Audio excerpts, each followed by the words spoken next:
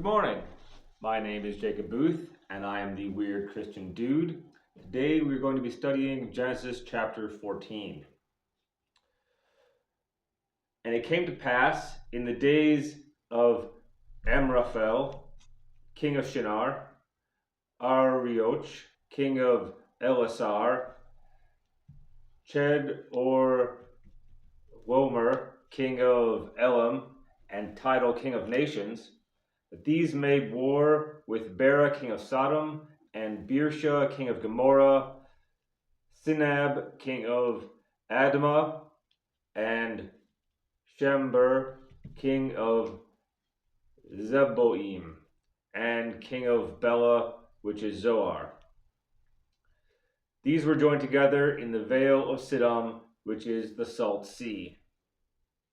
So this is basically a civil war, and verse 1, it talks about Shinar, which is the same kingdom that was mentioned in Genesis chapter 10 by Nimrod, the mighty hunter, where the Tower of Babel was built, and apparently has a bunch of kings that are all together and ruling over some other nations, and they didn't get along.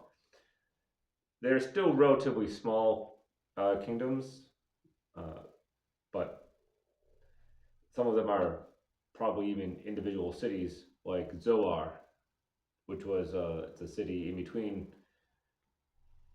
Sodom and Gomorrah. And it says they joined together by the Salt Sea. That's called the Dead Sea today, and the Vale of Shinar is the southern part of that. That's where those cities are located. Verse 4, 12 years they served Chedorlaomer, and in the 13th year they rebelled.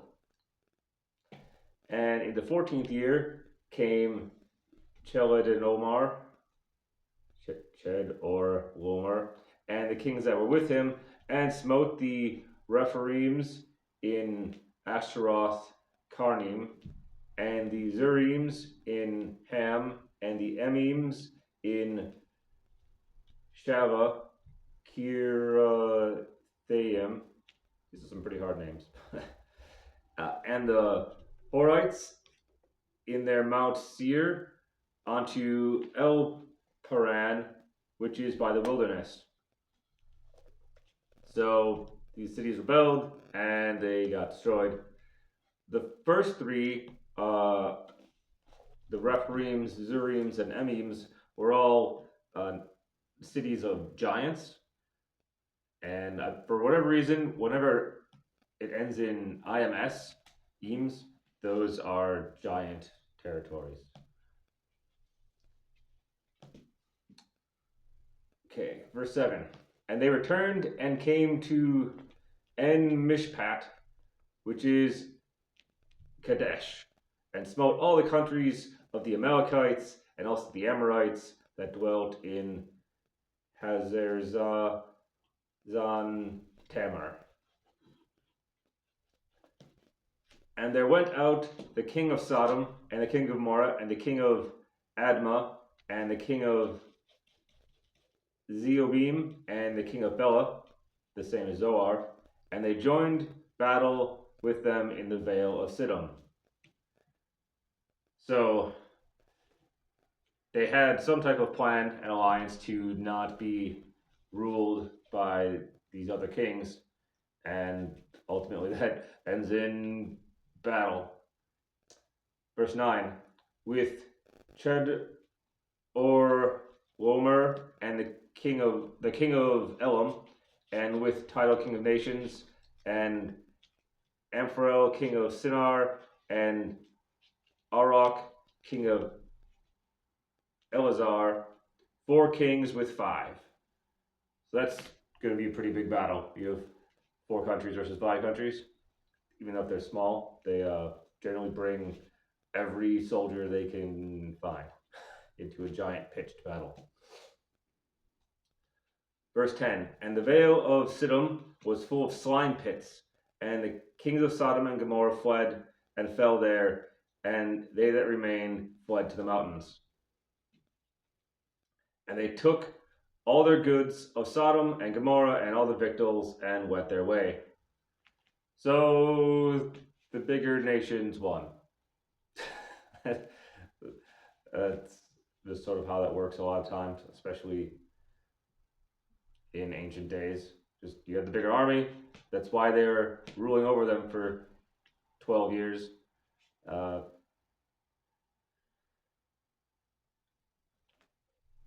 it's kind of unfortunate, but that's how rebellions and civil wars tend to end. Verse 12. And they took Lot, Abram's brother's son, who dwelt in Sodom, and his goods, and departed. Oh yeah, loot is totally a thing.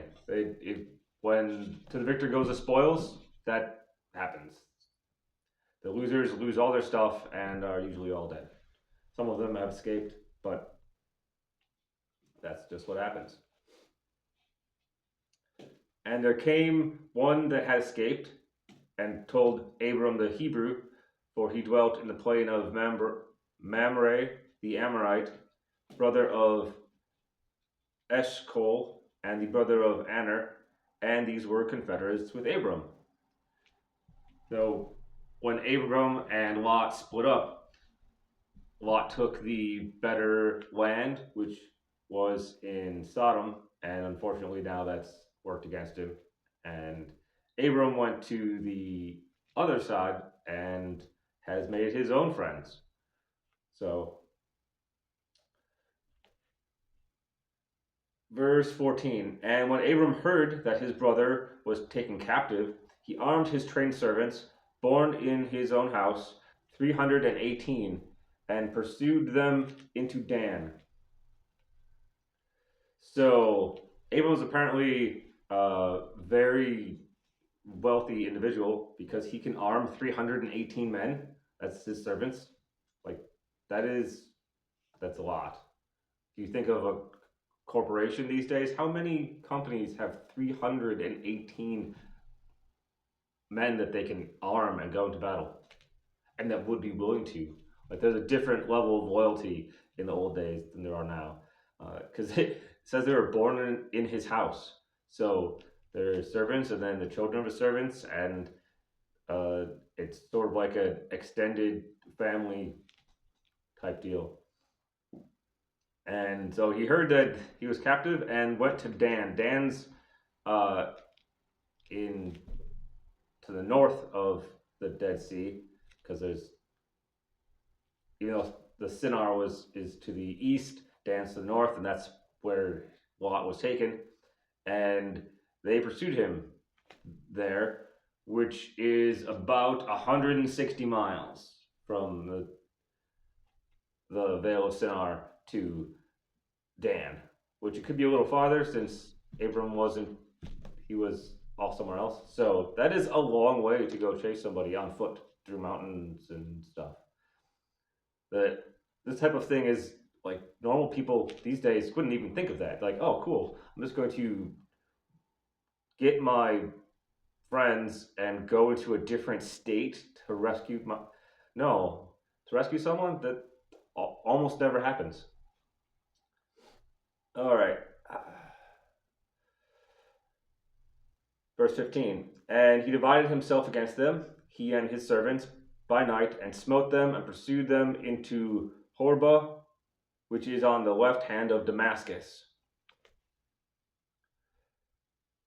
And he brought back all the goods, and also brought again his brother Lot, and his goods, and the women also, and the people. So Abram was successful in rescuing Lot. And in these two verses, it says his brother Lot, and previously it says his brother's son, which is then his nephew. Those are effectively the same. There's not a great deal of difference. They've also been together for a very long time. So I don't see that as a contradiction. That's just how it goes. There's families are much more closely tied together back then than they are now. All right. Verse 17. And the king of Sodom went out to meet him after his return from the slaughter of Ched or Lomer, and the kings that were with him, and the valley of Sheva, which is the king's dale.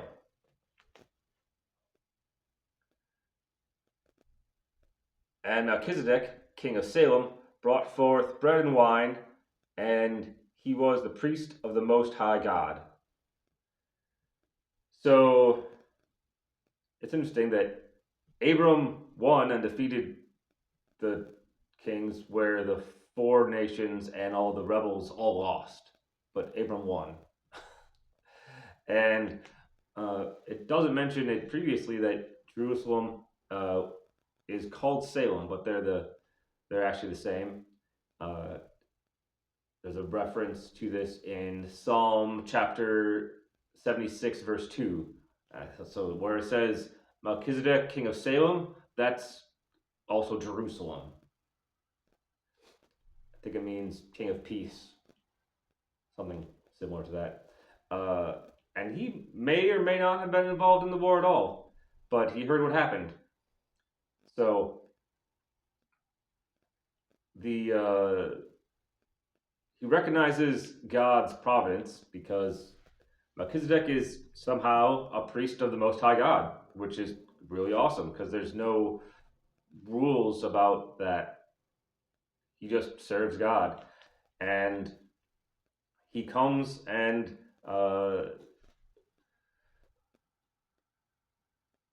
brings bread and wine. I mean, that's relatively basic, but feed hundreds of people, bread and wine. There you go. Verse 19, and he blessed him and said, Blessed be Abram of the Most High God, possessor of heaven and earth, and blessed be the Most High God, which hath delivered thine enemies into thine hand, and gave him tithes of all.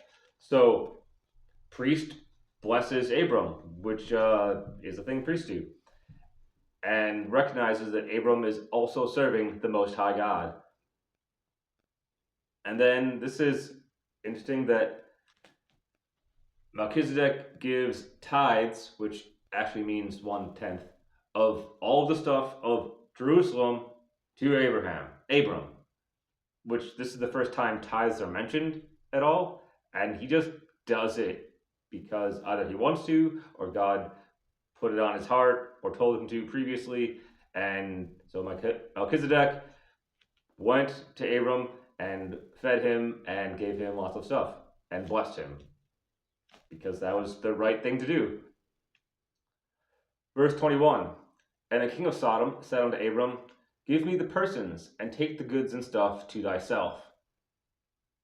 So I think that's actually gratitude, because he's like, I just want my citizens back, and you can keep all of our stuff because you did all the risk, right? So to keep an entire city's wealth is going to be quite a lot, and all he wants was his people back. So that's actually a pretty good attitude of a ruler, especially one that he wasn't able to protect his people himself. So,